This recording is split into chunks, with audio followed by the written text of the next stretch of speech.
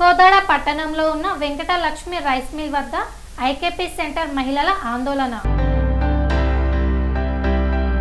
మీరు కలెక్టర్కైనా చెప్పుకోండి, ఎవరికైనా చెప్పుకోండి, మీ ధాన్యం మాత్రం తీసుకోము అన్న ఐకేపీ సెంటర్లు. కోదాడ పట్టణంలో ఉన్న వెంకటలక్ష్మి రైస్ మిల్ వద్ద ఐకేపీ సెంటర్ మహిళల ఆందోళన. ఆరుగాలం కష్టపడి పండించిన రైతు కష్టాన్ని దోచుకుంటున్న రైస్ మిల్లర్స్ పాడి సరిగ్గా లేదని, అంతా తాళు ఉందని, బస్తాకి 5 కేజీల తరుగు తీస్తామని అనడంతో ఈ మండేడు ఎండలతో అక్కడ నిలబడలేక తీసుకువెళ్లి తూర్పాలు పోద్దామన్న వాతావరణం అనుకూలించగా దిక్కుతోచని పరిస్థితుల్లో రైతన్నలు కొట్టుమిట్టులాడుతున్నారు. నూతనకల్లు నుంచి కోదాడ రైస్ మిల్ వద్ద 4 రోజులు పడిగాపులు కాస్తున్న పట్టించుకునే రైస్ మిల్లర్లు. ఒక్కో బస్తా నుంచి 3 నుంచి 5 కేజీల ధాన్యం తరుగు తీస్తున్న మిల్లర్లు. జిల్లా మూత మండలం ఉర్లగొండ గ్రామం వస్తుందండి. నా పేరు పోగల రమేష్. మా ఉర్లగొండ గ్రామంలో 3 ఐకేపీ సెంటర్లు ఉన్నాయి. ప్రస్తుతానికి మన ఈవో కలగాని రజిత గారు ప్లస్ ఇంకా వేరే సొసైటీ బ్యాంకు వాళ్ళు కలిసి మా ఉర్లగొండ గ్రామంలో ఈ సెంటర్ ఐకేపీ సెంటర్ నడపడం జరుగుతుంది. దీనిలో పరంగా కాస్త రైతులకి ఈ వర్షాలు రావడం వల్ల ఇబ్బంది ఉండడం వల్ల కాస్త ఎగబట్టకపోవడం వల్ల దాంట్లో తేమ శాతం చూసుకోకుండా ఎగబట్టకోకుండా కాస్త వర్షాల వల్ల వడ్లు ఏడ ఇబ్బంది పడతాయో అని వాళ్ళు వడ్లు కాస్త వేయండి అని వాళ్ళు తొందర పెట్టడం వల్ల వాళ్ళు కనుక పంపించడం జరుగుతుంది. దీనివల్ల రైస్ మిల్లర్లు బాగా ఇబ్బంది పెట్టి అక్కడ ఏమన్నా కటింగులకి చాలా లోన్ చేసి మమ్మల్ని భయభ్రాంతులను చేసి కింటాకి 2 కేజీలు 3 కేజీలు అలా కటింగ్ చేస్తాం అని అక్కడ నుంచి మిల్లర్ల దగ్గర నుంచి వస్తున్నాయి తప్ప వాస్తవానికి వీళ్ళు కటింగ్ చేసేది ఏం లేదు. కాకపోతే నేను ఒక రైతునే. మొన్న నాయకనక ఒక 516 బస్తాలు అయ్యాయి. నేను ఇంకా లోడ్ పంపించేసా. కాకపోతే లోడ్లు అన్నీ మంచిగానే దిగుమతి అవుతున్నాయి. ప్రతి ఒక్క రైతులు ఇక్కడ ఉర్లగొండ గ్రామంలో చుట్టుపక్కల ప్రతి ఒక్క రైతులు వచ్చారు. మా మాజీ సర్పంచ్ గారు, ఇతనికి ఒక 25 ఎకరాల ల్యాండ్ ఉంది. ఎక్స్ ఎంపీటీసీ ప్రజెంట్ ఇతనికి ఒక ఉన్నది. వీళ్ళందరూ కలిసి పంపించేశారు. ఎవరికి అవకతవకలు లేవు. ప్రస్తుతానికైతే మంచిగానే నడుస్తున్నాయి. మిల్లర్స్ నుంచే కాస్త ఇబ్బంది ఉంది. ఏ మిల్లర్కి పోయినా కనుక మరి మిల్లర్ల పేర్లు మాకు తెలియదు. ఏందో వసుంధర మిల్ అంట, ఇంకొకటి మునగాల బాలాజీ, ఇంకా సంథింగ్ ఒక 5-6 మిల్లర్లకు అయితే పంపిస్తున్నారు. మిల్లర్ నుంచే కాస్త ఒత్తిడి జరుగుతుంది. కేజీకి సూర్యాపేట జిల్లా మోతే మండలం ఉర్లగొండ గ్రామం మా సెంటర్ ఐకేపీ సెంటర్ మహిళా సంఘం ఐకేపీ సెంటర్ నుంచి 18 లోడ్లు పంపించామండి. ఒక 2 లోడ్లు అబ్జెక్షన్ పెట్టారు మిల్లు వాళ్ళు. కోదాడ నాగార్జున మిల్లు, సిరిమిల్లు వద్దంటే నాగార్జున మిల్లుకి పంపించాం. నాగార్జున మిల్లు వాళ్ళు అబ్జెక్షన్ పెట్టారు. కింటాకి 2 కేజీల చొప్పున కట్ చేశారు. మిల్లు వాళ్ళ ప్రాబ్లం ఉంది, లారీ వాళ్ళ ప్రాబ్లమ్స్ ఉన్నాయి. వాతావరణం బాగలేదు, మిల్లర్స్ ప్రాబ్లమ్స్ పెడుతున్నారు కటింగ్లని. ఇక్కడ రైతులు ఇబ్బంది పెడుతున్నారు కాంటాలు వేయమని. మాకు కొంచెం ప్రాబ్లం ఉందండి, మీరు మాకు ఏదైనా ఒక సహాయం చేయండి. సెంటర్లో టీఎస్సీఎస్ సెంటర్లో ఒక్కొక్క లారీకి 5 నుంచి 3 రూపాయల మధ్యలో ఒక్కొక్క రైతులు పీడిచ్చి వసూలు చేస్తున్నారు అమౌంట్. ప్లస్ ఇక్కడ లోడ్ వేసిన తర్వాత ఇక్కడ ఏం చెప్పట్లే, గిట్టింగ్లు అని చెప్పకోకుండా మిల్లర్ల కాడికి పోయిన తర్వాత మిల్లర్లు ఏం చేస్తున్నారు అంటే ఇలా తాలుంది, కటింగ్ ఉంది అని తరుగు తీసేసి 3 కేజీల నుంచి 5 కేజీల మధ్యలో కటింగ్ చేస్తున్నారు రైతులకి.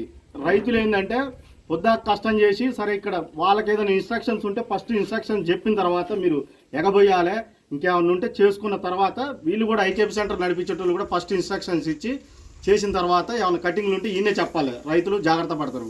ఆడికి పోయిన తర్వాత ఇక్కడ రైతు అనేటోడు అక్కడికి పోలేడు. మిల్లర్ కాడికి పోకోకుండా అక్కడ వాళ్ళు చెప్పిందే వేదం అవుతుంది. మేము లోడ్ దించుకోలేని పరిస్థితి మళ్ళీ రిటర్న్ ఎరువు వాళ్ళు. దానివల్ల వాళ్ళు చెప్పింది వేదం అవుతుంది. వాళ్ళు కటింగ్ చేసినట్టు రైతులు ఏం చేయలేని పరిస్థితి. దానివల్ల మొత్తం రైతుకు ఆగం జరుగుతుంది. నా ఒడ్లు కూడా 8 బస్తాలు కట్ అయింది. మేము ఏన్మాల ఐకేపీ సెంటర్ నుంచి వచ్చినాం.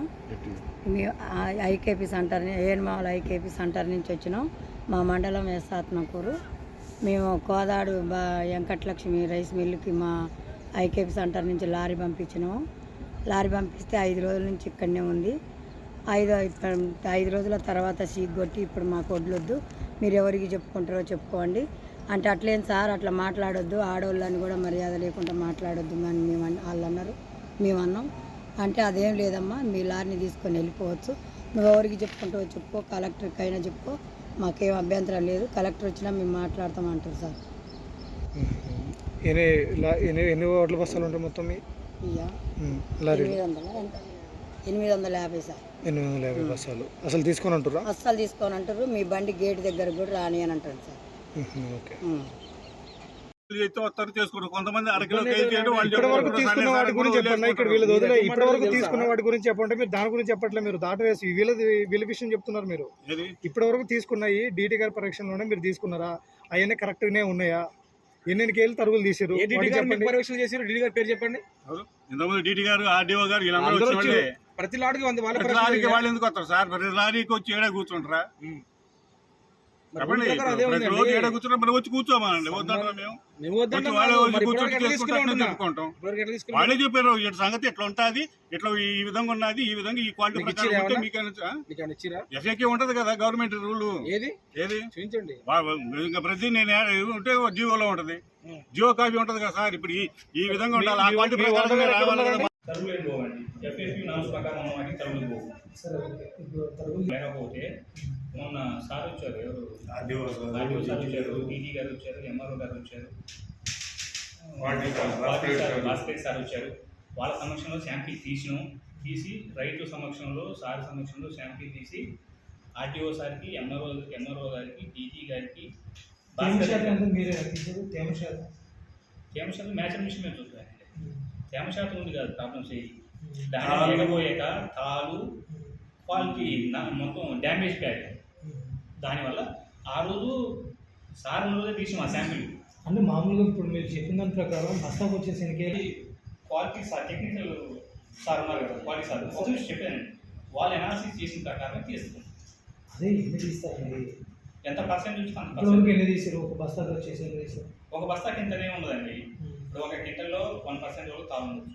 అంత ఫైబర్ ఉంటే అది క్వాలిటీ సార్ ఎంత అయితే ఎక్కువ ఉన్నదో ఆ మనం తొలగిపోతుంది. 3 క్వింటాలు ఒక లారీకి వచ్చేసి దాదాపు ఒక 10,000 నుంచి 20,000 ఖరీదు చేసే ఒడ్లను మనకి తీస్తామని చెప్పేసి రైతు ప్రధానంగా ఆరోపణ చేస్తున్నారు.